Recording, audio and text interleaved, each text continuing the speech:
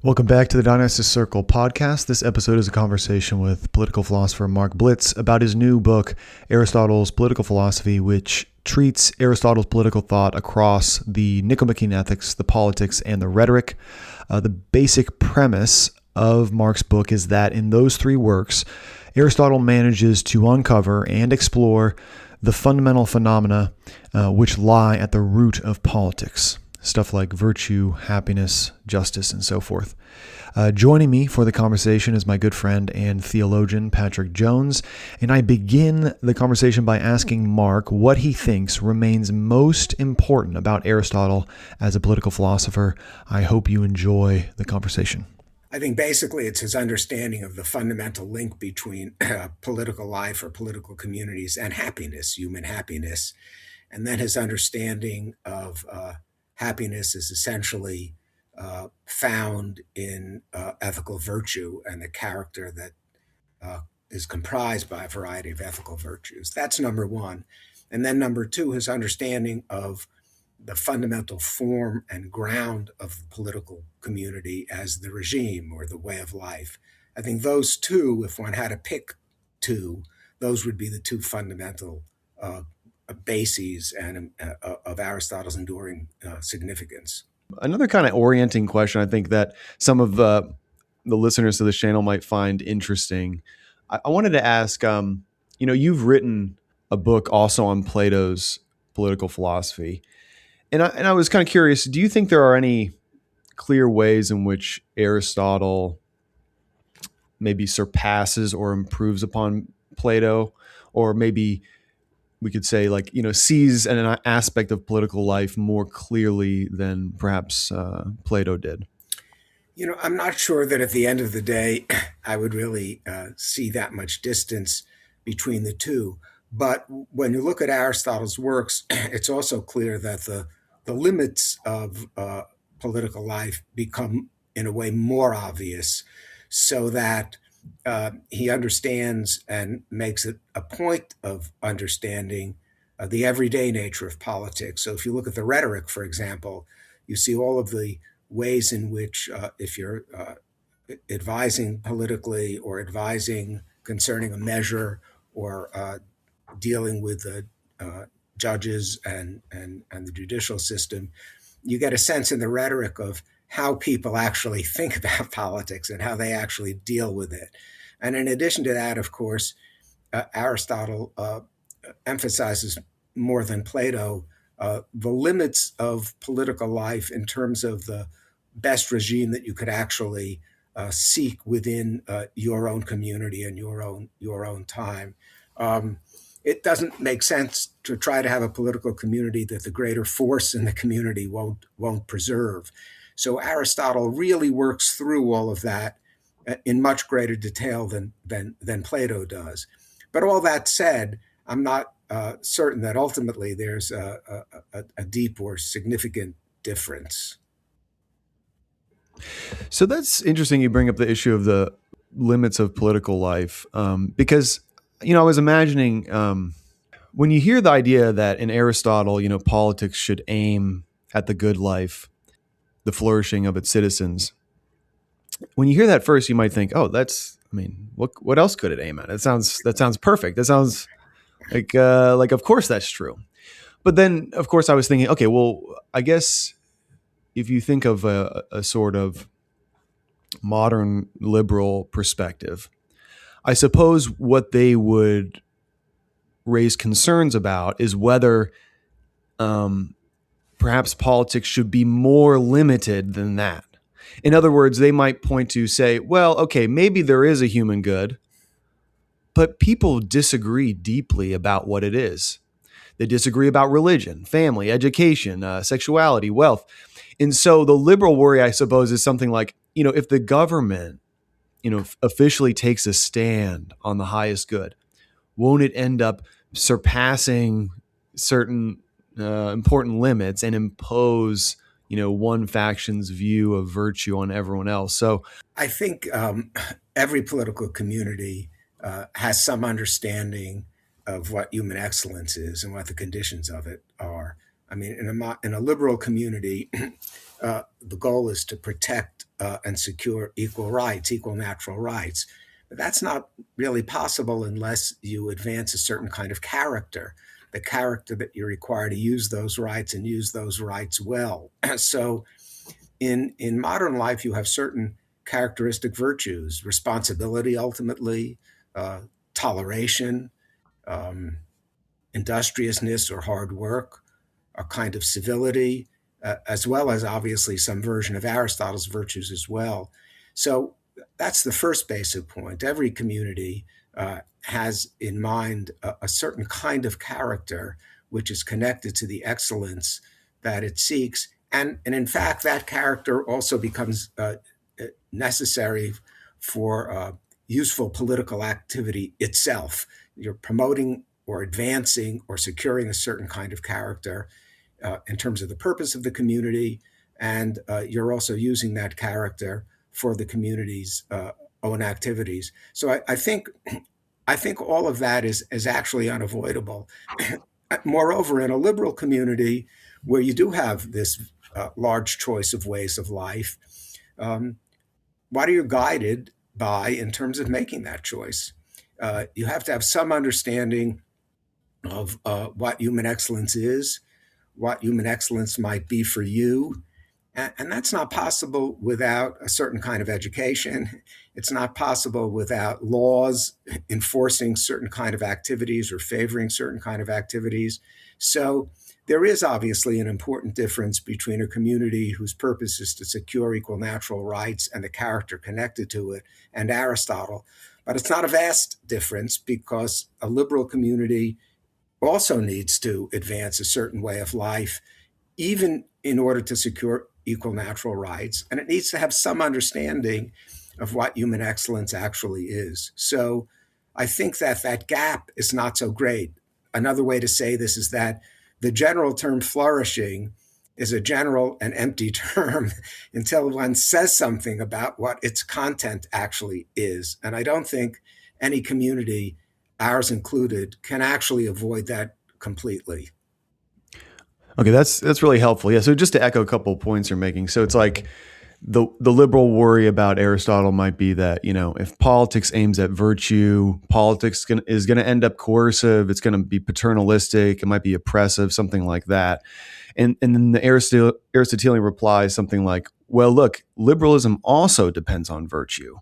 Rights are not going to protect themselves, I guess. And so free institutions, they require citizens with certain habits of character, I guess. And so, and like you said, for example, the liberal regime, it seems like would need citizens who are tolerant, who are civil, law-abiding, that sort of thing.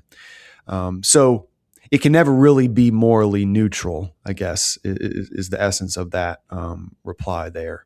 Yes, that's what I'd say. You can't be or pretend to be completely morally neutral, even in a regime which does obviously allow a greater degree of choice among a much greater degree of people than you would see in Aristotle, or even in the kind of democracies that Aristotle and Plato as well discuss.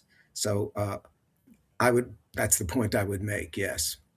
Sort of following in this line of thinking, one of the things that, as I read the book, kept sort of jumping out to me is the aristocratic character of Aristotle's philosophy of the human things. That he does identify, as you said in your opening remarks, really human perfection as the goal of life as such, but also as a goal of politics, though politics might have certain limitations.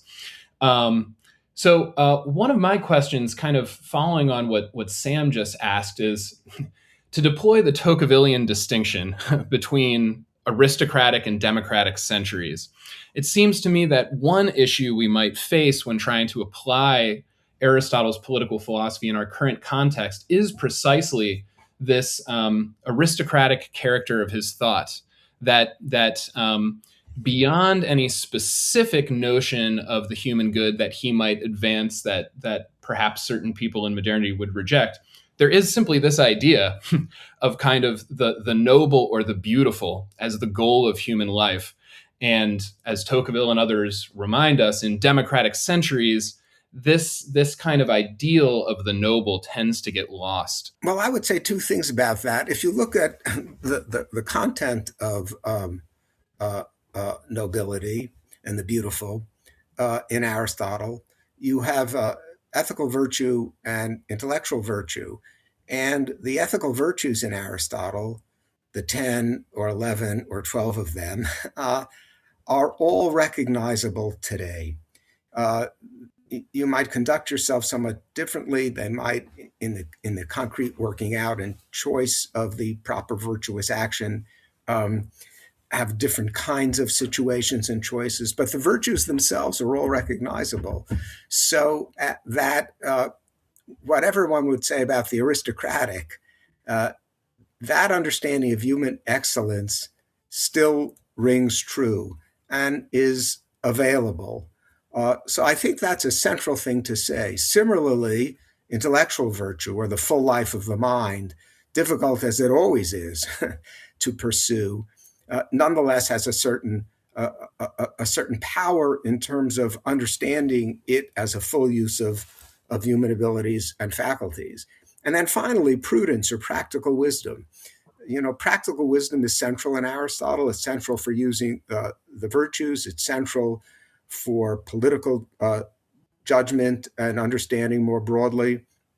That hasn't gone away either. It's in a way sometimes overshadowed by bureaucracy, by legalism, but in the making of concrete decisions, and even in the thought about what laws one ought to make, that remains important. So I would say that the democratic world has not eliminated not merely the importance of, but the recognizability of the importance and beauty of virtue and the kind of thinking necessarily connected to it.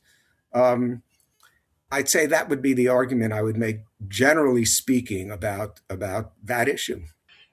Throughout the book, you make mention of sort of democratic versions of Aristotelian virtues. And I was wondering if you could just comment a little bit on what you mean by that, that there's a permanence of the Aristotelian account of ethical virtue, but there's a sort of democratic form of these virtues that are in play in liberal regimes. Look at the two, in a way, highest or most significant of the ethical virtues in the basic listing in books 3 and 4. We don't quite have magnificence in his sense, but we do have philanthropy. Philanthropy is more general. It's directed more obviously to certain kind of activities. It's meant to serve certain democratic ends or venues which are commonly attended, music, art, and so on. It's connected, obviously, to those who not just have great wealth, but often have made great wealth, which is not exactly Aristotle, but nonetheless, it's a democratic version of something one can see. Similarly, great pride or greatness of soul. Obviously, you have equal natural rights today. So you won't have that kind of understanding of the propriety of thinking that you ought properly to have such, let's say, political honor or political power. Nonetheless, in order really to use your rights properly, you ought to be responsible. You ought to take things on and bring them to a successful conclusion. And ultimately, the more you conceive of yourself that way, the more significant you will attempt to be politically. But nonetheless, it's within a world in which others have, in a certain sense, an equal claim. Aristotle recognizes some of those issues as well as he works through the various claims to rule. Mm-hmm. So looking simply at those two peak virtues, you can see that what I would call the democratic or modern versions of them. They're still basically Aristotelian, but they start differently. They have somewhat different ends and different directions. That's what I had in mind, at least for those virtues, which are the peak ones. Right. Oh, yeah. One thing I Yeah. also want to say, it's important in Aristotle, much as one talks about virtue and excellence politically, to recognize his recognition of the fact that any political community needs to meet its basic necessities. Right. It begins in necessity, it deals with necessity, it is a place where war is ever present. That's obviously the case among the Greek cities. So Aristotle is very attentive to all of those kinds of issues. The goal is not simply to meet necessity, but it's a necessary condition of any kind of excellence that you do that as well. So Aristotle is hard headed about all of those things. And you can see that even in the way in which he begins his discussion of the best possible political community in books 7 and 8 of the Politics. So that's important as well, Mhm. so that one doesn't have some view of Aristotle as up in the clouds. He's precisely not up in the clouds. He's very down to earth, but also someone who understands what is beautiful. Right. Right. Yeah. Yeah. So that's very important that like he's very attentive to these like basic things such as, every city has to deal with food, property, security, defense, and that sort of things. And so he's not naive about like the kind of material conditions that are important, for a political community to thrive. But I guess like it is the key that that's not the ultimate purpose. So even if, I mean, he has a kind of famous saying, something about like the city being for the sake of life, but it exists for the sake of the good life, something to that effect. So, yeah, could you elaborate on that? So it's like, it's just, so it's like, it is an aim that the proper or the good city has is to secure those material needs. But on the other hand, like the ultimate aim kind of springs beyond that. It's something beyond that. It has to do with virtue and the good life, I guess. Yes, it's certainly, that's right. I mean, the aim of the city is not simply to meet necessity, but necessity has to be met.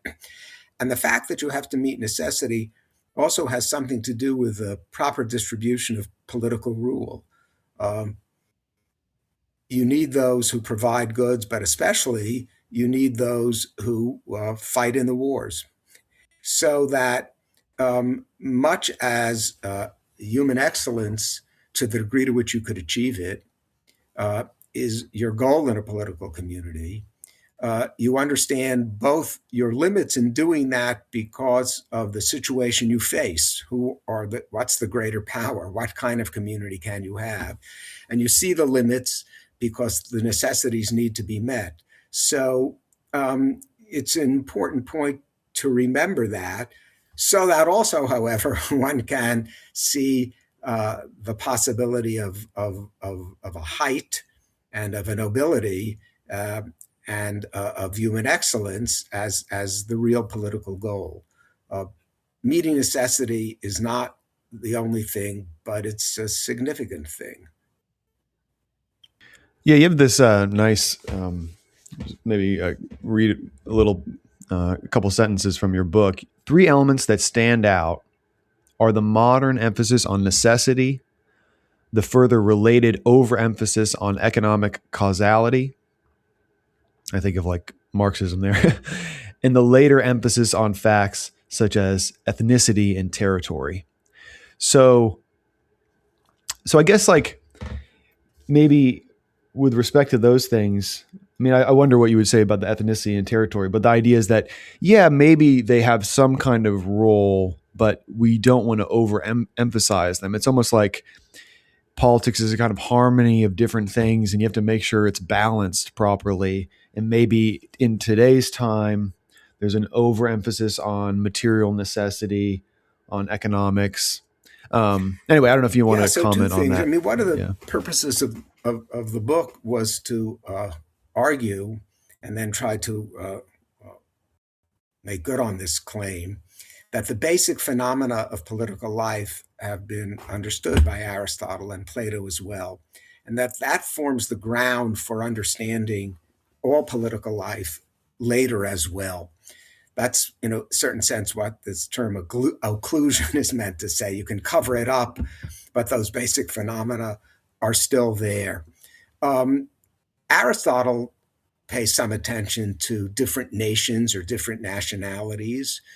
Aristotle pays, obviously, as we've just said, some real attention to economic activity, but he doesn't make economic facts the basic causes.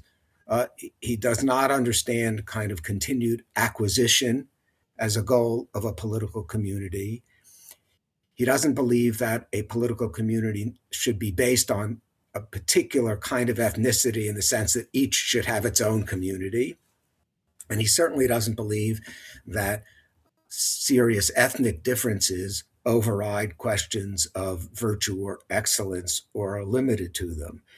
Each of those elements we discussed is in his discussion. He discusses all those matters. He accounts for all those matters. It's not as if somehow it took the modern world to see that these matters have some significance, but they're not the decisive matters. They're not decisive causes. They're not the decisive ground of justice. You need to see them and understand them, it seems to me, in terms of how they deviate in a way from the basic phenomena that are first outlined in Aristotle. So that's basically the overall claim that I would make. Aristotle would not be in favor, obviously, of a community which is open to unlimited economic acquisition and all that means. Aristotle would not be open to a community that somehow argued it needs to have its own place because of its ethnic separateness. Aristotle is not someone who supports a world state. So he thinks about all these matters, but understands them differently. And again, I would say the best way to understand these matters is on the basis of first seeing the central phenomena politically and ethically that Aristotle outlines. This seems like it might be an opportune moment to just have you detail what a regime is for Aristotle, because that was your second point in terms of what does Aristotle contribute that's perennial. And it seems like the things that Sam was bringing up as not sufficiently constitutive of political life, Aristotle's response would be it is precisely the regime which is constitutive of political life. And I think that sometimes when people read the politics and see the regime as a kind of distribution of offices, the sort of modern mind will see that as a mere procedural sort of architecture. But clearly, that's not exactly what Aristotle means by a regime. So maybe you could just say a word on how Aristotle understands the regime and why it's of primary importance for politics. Sure. For a long while, the standard translation of politia, which is the word you translate regime, if you choose to, was constitution. And when one did that, one had in mind this kind of series of procedures or even mechanical procedures. But in Aristotle, the regime is what forms the substance of the community. It's the fundamental form or shaping. And a form or shaping is itself directed towards a certain end, right? Or a certain completion or a certain excellence. So it's best, I think, to think of the regime as the whole way of life of a community, but looked at primarily from the political point of view. What is the purpose of the laws? Well, it's to advance a certain understanding of human excellence and human character, a better or a worse understanding. So that's something that one can develop by looking at the particular regimes, aristocracies, oligarchies, democracies, and so on. So the fundamental structure politically is oriented ultimately to producing a certain kind of character and advancing a certain understanding of human happiness and human excellence. That's why it's fundamental. Sometimes when people emphasize the regime, they forget the rest of it, however. They forget the fact of the importance of the material facts as we've been discussing them. That limits very much the kind of regime you have. So that you can't forget what it is that a form is forming. But the form structures the offices, structures the activities, but ultimately in the service of an understanding of human excellence and the whole way of life connected to that. So the regime is the fundamental fact. Then sometimes, for those you've mentioned, Tocqueville, who know Tocqueville, if you think of the old regime, what he means by regime, there one gets some sense of it as well. It's much broader than some of the contemporary statements about regime, where you just in fact are talking about someone's ruling as opposed to another person's ruling. It's much broader than that. Way of life, in many ways, is a good way to think of it, though one needs to think of way of life in terms of the political part of it, the making of laws, and so on. So it is, I think, the fundamental political ground and, if you like, category in Aristotle's understanding. Yeah, just to go further on, what is included in the regime or way of life and what is not included in it. So it seems like, I guess like certain cultural phenomena might not be included in what Aristotle understands as the regime. Like, I don't know, like favorite foods, clothing style, entertainment taste. I don't know, or maybe even the written constitution itself might not be part of the regime. Whereas it seems like the regime has a lot to do with maybe normative questions. Like what counts as success, what ought you to do with your leisure time, what habits, the law. Yeah, well, I think the regime, especially once it's there for a while, has an enormous effect uh, on one's understanding of human excellence and the ways of life one ought to choose, right? What is praiseworthy and should be chosen. And it will even have some real effect on these other matters you mentioned as well, the kinds of homes you'd be permitted to build, how one, the entertainments one might have. But it isn't going to control those things simply because you have a substance, a country, which is there, which it's forming. But a regime nonetheless can have this enormous effect. Aristotle also believes, that there are, to begin with, six regimes: um, democracy, oligarchy, tyranny, monarchy, aristocracy, and a better democracy. But then, as he develops things, uh, has a much more inclusive or subtle breakdown of types of democracies, of regimes which are neither exactly democracies nor oligarchies, middle class regimes or polities, and so on. And the key question in all these regimes is who rules, right? Who rules and who has a share in ruling? So the central book of the Politics, Book 3, tries to work through the justifications for, but also the limits of, the claims to rule of the many or the majority, the wealthy and the virtuous.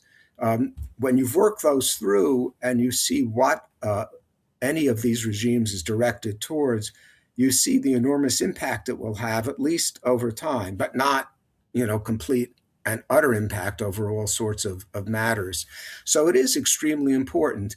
And some of what we have in mind with this term culture, though it's sometimes not clear what exactly we have in mind with this term, um, would be included in a regime and what a regime is actually directing one towards. Because the key question is always what is human happiness and how is a political community directed towards enhancing its understanding of that.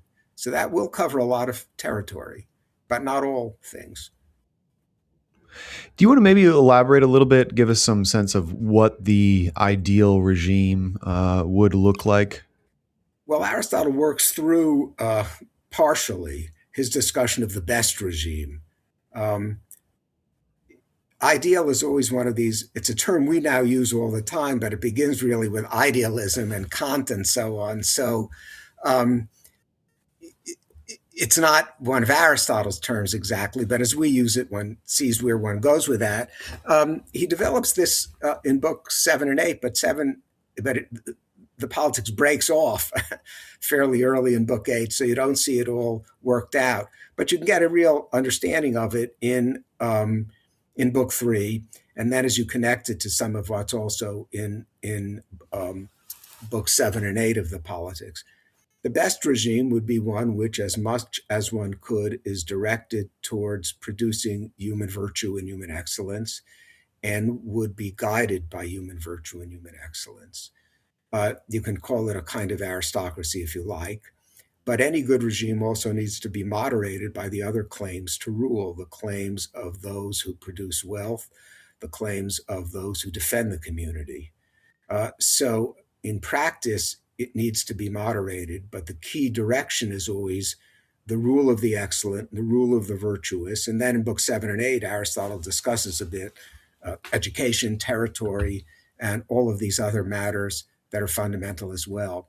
Aristotle also characteristically, and this goes back to really the first points we were discussing, Aristotle also characteristically discusses all sorts of regimes which are the best you might have in decent circumstances.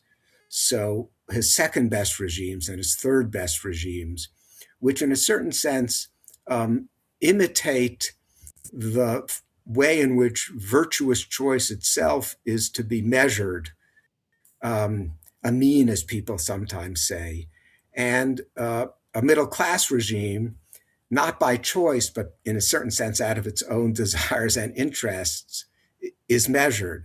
So it's a good regime in practice, but itself it's fairly rare if you don't have a middle class, which you often would not, certainly as he's considering it. He's also interested in regimes where there's a gradation from rich to poor for the same reason. It's a somewhat measured regime. So Aristotle works all these through, but the guideline is a regime directed in its laws and in its education to human virtue. So you could call it an aristocracy, though never, again, a pure aristocracy, because there's a reasonable claim to have some share in rule, which comes from others as well. So one of the things that the more I myself encountered Aristotle's Politics that struck me was that he seems to have a preference for aristocracy over monarchy. So the discussion of monarchy in the Politics seems to be, if I recall correctly, rather limited to sort of primitive cities. So he gives a sort of account of different kinds of monarchy and says, well, these sort of belong to earlier times. Really, it almost looks like slightly pre-political conditions. So I was wondering, maybe I'll frame the question this way. One could say that because there is a first cause of the whole, and because politics is in some way supposed to image the order of the whole, it makes sense for there to be a single first principle of the polity. Therefore, monarchy is the best regime. That's an argument that appears, for example, towards the beginning of Aquinas's De Regno. But Aristotle, on the other hand, seems to think that aristocracy is perhaps better because it allows for political rule, ruling and being ruled. So I was just wondering if you could comment on the way Aristotle thinks about monarchy versus aristocracy. Sure. I mean, yes, he does discuss kingship to some degree in the terms in which you used it. If you had someone of preeminent virtue, and that also means preeminent in relation to everyone else in the community, as well as preeminent as such, it's hard to make an argument that they should not rule. But would you ever have someone of such preeminent virtue in anything beyond the earliest times, if you even had it then? I think it's highly unlikely. And therefore, what you will actually seek, if you could have it, which is itself difficult, is something like an aristocracy. Aristotle also puts this in terms of the rule of the one best as opposed to the rule of law, because law is always, given its generality, going to be somewhat imperfect in relation to the particular decisions you would make or equity in particular instances. So an aristocratic rule of law with some possibility of developing the law, or let us say even deviating from it in the direction of equity, would, I think, be in practice the regime that you would seek. But a monarchy simply would require such preeminence in virtue that it's actually, in a way, unlikely that the regime altogether would be terribly good, because you would have to see all the rest as fairly low. So that's what I would argue. I mean, Aristotle's uh, God in Aristotle doesn't create or shape in any event, whereas a monarch, or even the degree to which you would try to have some monarchical principle together with aristocracy, a monarch would never, even in that sense, completely shape. And also, as you indicated, you have the other claims to rule, not mere excellence. You don't give others sufficient honor, as he would say, if you don't give them some of the honor of rule.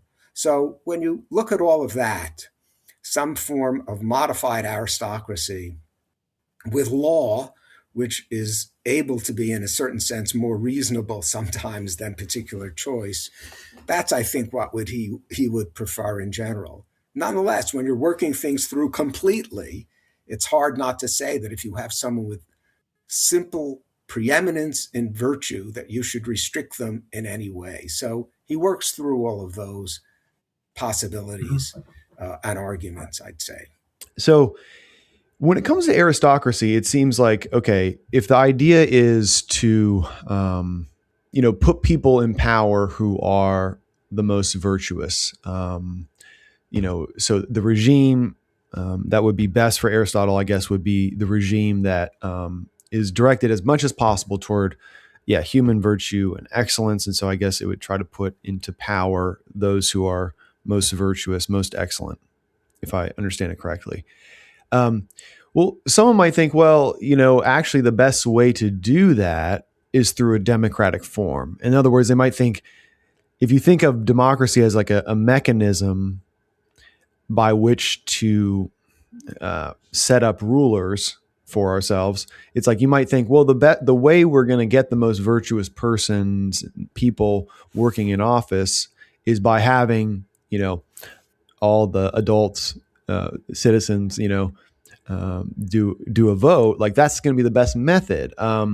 Or someone else might think, like we're a theocracy and we're also an aristocracy, because the idea is that this is going to be the best way to get the most virtuous in positions of power. So anyway, I guess my point is like, so would some people, like if you're a theocrat, would your position then just be like, oh, theocracy is the best form of is the way you achieve an aristocracy? Or if you're more of like a contemporary Democrat, maybe you would say, oh yeah, like the way to achieve an aristocracy, that the rule of the virtuous, is through more democratic means. So anyway, is this making any sense here? You Yeah, kind sure. of see what I'm saying? As for theocracy, that's not something Aristotle would support, because especially and first of all, of its limits on thought. At the end of the day, there's something, or perhaps many things, that need to be believed and can't be seriously questioned, whereas philosophy in the philosophic life ultimately has to put everything into question. So Aristotle does not support theocracies, though his best regimes have priests, though I think they're limited in their power, and they certainly don't belong to a universal religion. So I think that Aristotle would not favor any kind of theocracy, or therefore agree that a theocratic claim to virtue or excellence in and of itself would be correct. Aristotle does see, however, a certain way in which choice by all of us, or the many, or democratic choice, can have some place in choosing excellence. He doesn't deny that completely. So there is a place for that, but it's not a sufficient way to try to bring about the rule of the excellent, because the democratic understanding of excellence wouldn't ultimately be sufficient. So the excellent need somehow to make their own way, or belong to a constitution, a regime founded in a way by someone such as Aristotle. If you look at the American regime, the original Electoral College was meant to be much more restrictive in who's actually making the choice for this fundamental position of the presidency. Senators were chosen by state legislatures. Another way, whether it worked or not, to try to bring about a greater degree of excellence. But ultimately, everything rests on the people, and therefore democratically. So there's no naivete about the way that the fact that, or the hope, or the wish that the people in general will always choose the most excellent. There are structural ways in our country in which one attempts to advance the possibilities of the election of those with more prudence and excellence of character, while also recognizing the important place of the people, even in making some sensible choices. I think Aristotle is aware of all of that, and gives the people generally a serious place. But choice by people, by the many, by the majority, can't simply take the place of the self-understanding of the excellent and their understanding of the need for a certain kind of virtue and excellence and prudence in political life. So I'd say all those things, including what I said at the beginning about theocracy.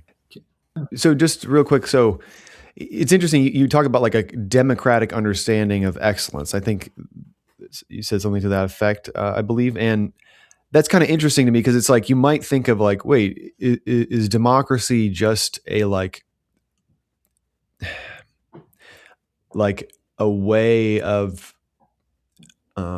structuring the mechanism by which you put someone in power? In other words, it's like, how could an understanding of excellence be democratic? Like, what could that mean? Because it's like, to some ears, I feel like democracy just describes like a method for I mean, the people generally certainly could understand if those who rule them or govern them are corrupt, are tyrannical, are incompetent, or at least failing incompetence.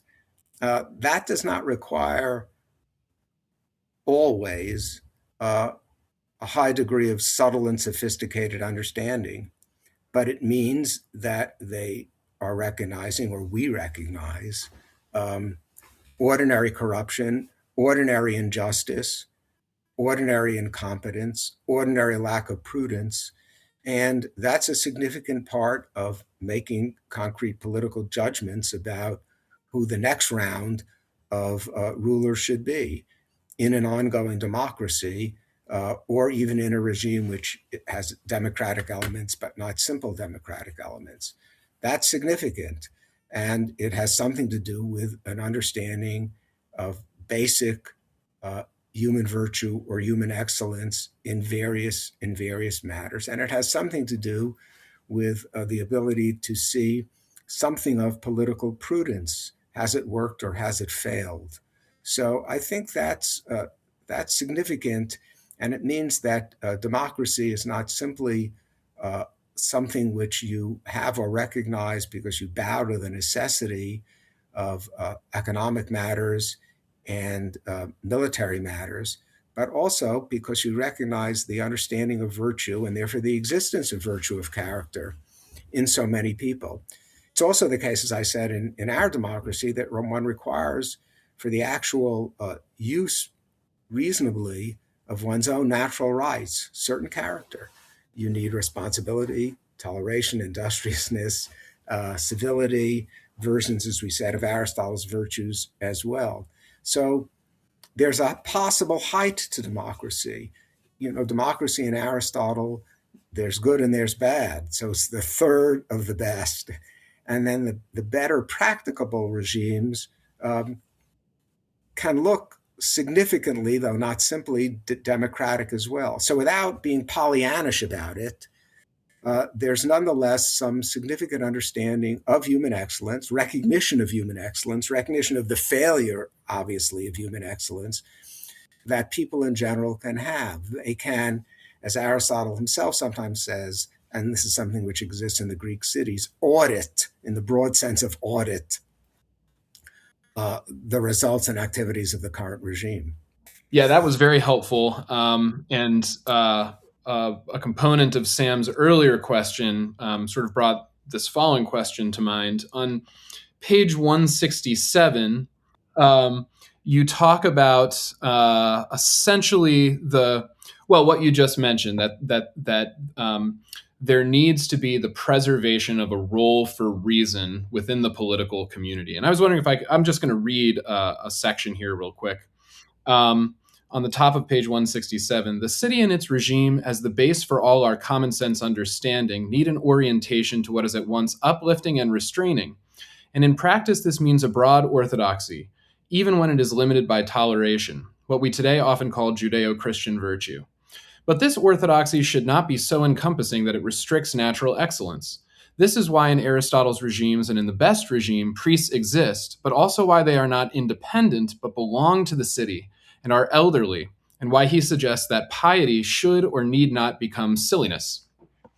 So I wrote in my margins here Ratzinger, actually, because this is a theme in the work of Ratzinger and later Benedict XVI, that faith and reason, this is not exactly how you're putting it here, but that faith and reason purify each other.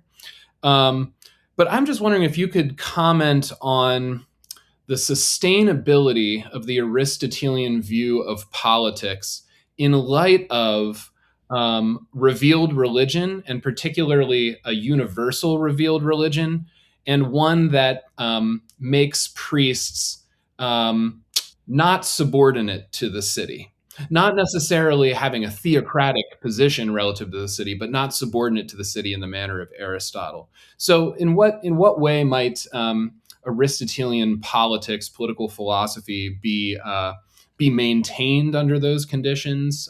Does it put pressure on the Aristotelian understanding of politics? It's often argued that modern political philosophy, especially if you argue that it begins with Machiavelli, is an attempt to deal with precisely that issue. And it deals with that issue, however, by launching modernity, launching a certain understanding of truth, a certain understanding of nature, a certain understanding of acquisition, a certain understanding of virtue as well. So that it is that response that is really the first great response to the issue that you raise. The difficulty is, how can one still, I think, within modern political life, restore some of what one sees in Aristotle, again, by reminding oneself that what Aristotle is discussing are the basic phenomena. Before then, they get, to some degree, occluded. I think it does mean that one needs to pay attention to restricting the pretensions politically of anything that seeks to be and claim to be universal truth. That means universalistic political communities as well as universalistic religious communities. And to look for the ways in which human virtue and human excellence can be advanced or at least secured through faith, but then especially to leave serious room for the understanding of things as they are naturally prior to modern thought and modern science. So it means elevating as much as one can liberal democracy while seeing and continuing to see the importance of a number of political communities, different political communities, as opposed to a simple and dominant world community. And the possibility for doing this is grounded in the fact that what Aristotle and Plato as well are discussing and what they've uncovered are, I would argue, natural truths. So they will always have some power if one allows them to. Mm-hmm. That's what I would say, generally speaking. Yeah, I mean, lower down on the page, you make the comment that that religion plays an essential role in human self-elevation. It seems to me that one point you want to make is that we ought not to say that religion should have no place in human affairs, that might actually be something contrary to human greatness, but at the same time that perhaps religion does not resolve all of our political questions, all of the sorts of questions we've been talking about regarding regimes. Is that an accurate presentation of your? Yes, I would say that, and I would also say, or try to argue that there's are natural grounds of self elevation, natural grounds of revering of human beings. In some sense, equal natural rights, in the strictest sense, are of that sort. So I think on the one hand, one seeks to see the natural grounds and therefore the reasonably understandable grounds of the possibility of human height, because if there are no natural grounds for it, it's not ultimately there. But then also see that those natural grounds oughtn't to be distorted by, but nonetheless could work together with faith. So that would be my general argument or hope, if you like. Yeah, and this is kind of going in the same direction. I was thinking we kind of started off. I tried to articulate, a little bit of what the sort of left leaning pushback might be to Aristotle, and I was trying to think, what is the more right leaning, or at least a certain type of right leaning pushback might be. And I was thinking, I think some people are kind of convinced that, hey, in contemporary times, it seems like we're kind of in a situation of like really profound moral collapse, and it seems like, and it's tempting to think, when society drops revelation or something, it looks like, it's not, we're not becoming calmly rational or virtuous. Instead, it's like we're rushing headlong toward confusion and family breakdown and loneliness and technological domination and like the desecration of the human being. It's like, it doesn't seem like we're elevating the human being. And so someone might be thinking, all right, so what happened is that we kind of dropped the category of revelation, and that's no longer really, believed by so many people today. And things really went to badly in the moral sphere or something. And so anyway, someone might think, okay, so what that suggests is that, natural reason, it really needs revelation, and maybe even like religion needs to stand above the city in some sense. So anyway, I'm just kind of curious, like that sort of religious kind of integralist type direction. Like, what do you think of that sort of argument? So so which revelation? Whose revelation? I mean, is it that one would prefer radical Islam to natural human excellence? I certainly wouldn't. So I think the substance is significant, and the substance of the connection between um, Aristotelian virtue and excellence, natural excellence, um, but also the kind of natural height of every human being that you see in equal natural rights and the virtues connected to liberal democracy.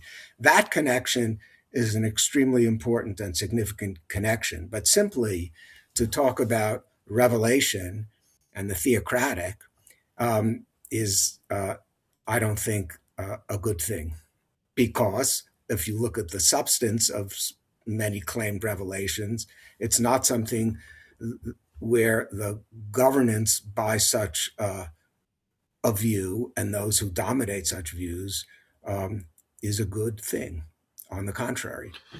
Yeah, would you say that there uh, because sort of one claim would be that revelation as such sort of forecloses the possibility of philosophy. So whenever there is a kind of publicly recognized, even if not politically established revelation, well, there's going to be a kind of limitation of natural reason and of natural excellence. Do you think that that is just a sort of necessary quality of revelation, or are there revelations, claims to revelation that provide more of a space for natural excellence? Sure. I mean, at the end of the day, philosophy is about questioning, and therefore everything needs to be questioned. Though that doesn't necessarily require the full making public of all of one's questions. Can there be revelations whose substance is more in accord with natural excellence? I think that's clearly so. But the standard, at least as I understand it, would be the reasonable understanding, not the other way around. Not does a reasonable understanding or a claimed reasonable understanding accord with revelation, but rather the other way around. So that's how I would see things, though obviously not how everyone would see things. Yeah, this is sort of why I thought of Ratzinger's quote here, which he reiterates this in several places. That in one sense, I think he agrees that he wants to argue, for example, that Christianity is rational worship, and he's quoting Paul there, and so he wants to say that yes, Christianity has to be sort of purified and stands up to the examination of reason. At the same time, he adds that faith performs a kind of purifying function upon reason as well. So, I mean, this has always been a kind of rich and complex thing to consider that Ratzinger says. So it seems like he would hold kind of both. You do not just make the revelation the criterion of truth to the neglect of reason. At the same time, revelation is actually, I think, for Ratzinger, yeah, he uses the term purifying, but you might also say elevating. So I don't know if you have a thought on that kind of approach to this question. I guess, my approach or thought is always, again, what is natural elevation? What is, if you like, natural purification to a certain degree? How far can you go with that? I think in certain ways is, again, equal natural rights is a certain kind of elevation. And human excellence and human virtue is a true elevation. So that would be, for me, the basic argument. How far can one go with that naturally? Can faith truly support that, and where does it truly support that? And then connected to that, what exactly would one have in mind with purification? There are many ways you can talk about a kind of purification, which is an excess, if you might say, of passivity, part in a way maybe of what the modern thinkers were concerned about. You can also, however, think of purification as a kind of orientation to the degree possible towards reason. But again, looking at Aristotle, practical reason and ethical virtue is the proper way of dealing with our passions and the goods we seek, not about something that's itself completely without a body. So it would depend on the substance, really, of elevation, of reverence, of purification. And I would, of course, look at it from, first of all, of course, from the standpoint of what reason can say about such matters. It seems like, philosophy might be kind of necessary for the city, because then the city might kind of like mistake its own conventions and its myths and its whatever, its passions, the kind of, for the ultimate truth about human excellence. Like, you need a sort of part of the city that's sort of questioning things on a fundamental level. But on the other hand, right, isn't there like a concern about philosophy like disrupting the city to some degree? Like, if it's questioning everything, it seems like you might end up losing a set of like authoritative opinions by which like the city organizes itself or something. So I don't know. Do you want to comment on that like issue of like there also being a sort of potential, perhaps like some kind of danger to philosophy in some ways? Sure, I think that argument is a correct argument, especially when you think of the political community as a religious community, because political communities need to take certain things in practice for granted. And the philosophic life is one in which nothing fundamental is taken for granted. And at some time or other, there will be a clash. Let's say, for example, a clash in terms of where will the best uh, of the young men and women go? To what will they devote themselves? Will they devote themselves to what the community thinks is most important, or will they devote themselves to what one might say is most important intellectually or philosophically or in other areas? On the other hand, there are various ways to deal with that issue. And in Aristotle, um, the split is less visible than it is, let's say, in Plato's Republic, where you have both the coming together, but then also the arguments about the split. Aristotle, in various ways, tries to show philosophy is, in a certain sense, useful, not useful in the way of modern technology or modern science, but useful in various areas. And the heart of book 3 of the Politics, where he actually will use the term political philosophy in a sense, is to adjudicate these disputes to rule among those who seek honor or virtue on the one hand, wealth and freedom as the only three grounds for rule. And Aristotle adjudicates that and shows what's so in each of them. So he, in his work, does something along the lines of what you were first laying out.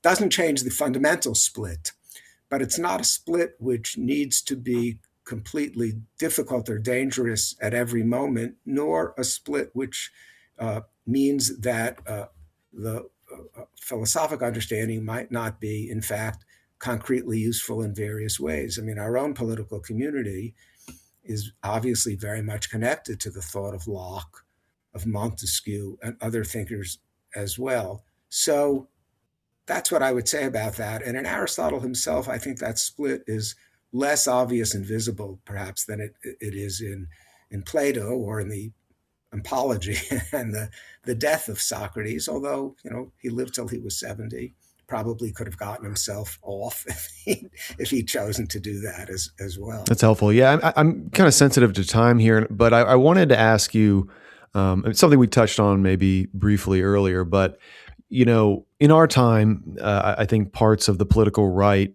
are sort of increasingly interested, or maybe I'm not sure if that's the right word, but increasingly concerned or interested in ethnicity as like a source of political unity. And it seems like in Aristotle, like some kind of unity is definitely needed in a city. We're supposed to be more than just like a collection of individuals, contracts, markets. It seems like he wants a more robust unity than that. But it seems like he would not go in for the idea that like the type of unity we need is like an ethnic unity.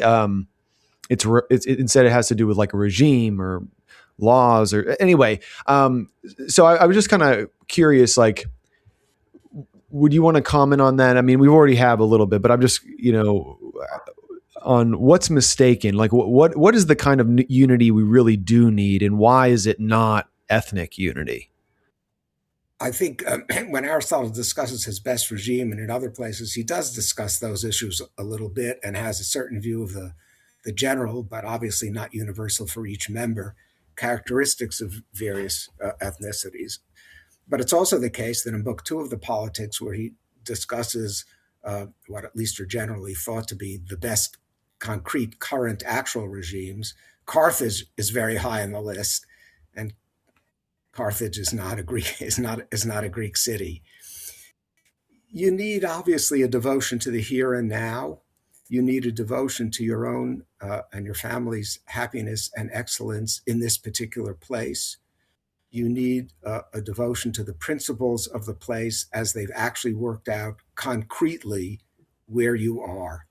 So that is not ethnicity, but it's also not simply an abstract general agreement to principles. It's a devotion to the principles as they have played out in this particular place with these particular goods, with these particular virtues, and with these particular opportunities that are actually given. So, given that, you don't have a need for, nor has the United States ever had a need for, a particular ethnicity, though it kind of began in certain ways. So all of that concreteness is very important, but it needn't be ethnic concreteness. One last question, if that's all right, on my end, and I was wondering if you could just explain to us what Aristotle means by political philosophy. Well, he doesn't. It's not a definition. It's what the substance of that political philosophy is directed towards. Political philosophy is fundamentally the attempt to understand what justice truly is, and therefore to understand the various forms of government in terms of justice. And justice has many elements, but the distribution of proper rule, that's, I think, the first subject of political philosophy. And then the related subject, of course, is what the rule is for: happiness, a particular understanding of human happiness and human virtue. So political science, generally speaking, in Aristotle, comprises both the ethics and the politics. Political philosophy is therefore the attempt to understand as reasonably as one can those subjects that I just laid out. It's basically, if you want to understand happiness and the right form of rule or justice as so crucial, you might even say it's the attempt to philosophically understand the human things broadly. That's what I'd say it is for Aristotle. That's what I'd say it is in truth. Yeah, and it's interesting though, because it's like, I mean, I get this goes kind of circles back to to what you said related to philosophy, but it's like, on the one hand, it seems like we need political life, like you were just saying, requires real attachment to the here and now, to the particular, and to the concrete. You know, citizens, they need to be devoted to a particular city, to a people, its laws, its history, its way of life. But on the other hand, it's like we also have the philosophical question of justice itself. And it seems like we should be devoted above all to what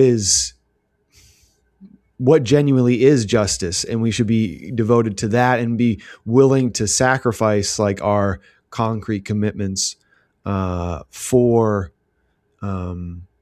whatever true justice is. So I guess, I don't know, I'm just thinking like, it seems like there's a kind of interesting tension in politics between the concrete political loyalty and then a sort of, philosophical devotion to the just itself, what is truly just, I guess.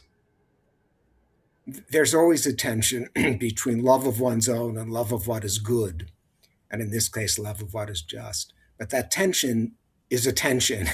It's not complete devotion to one's own, whether good or not, nor could it be devotion to simply some free-floating principle, in political terms at least.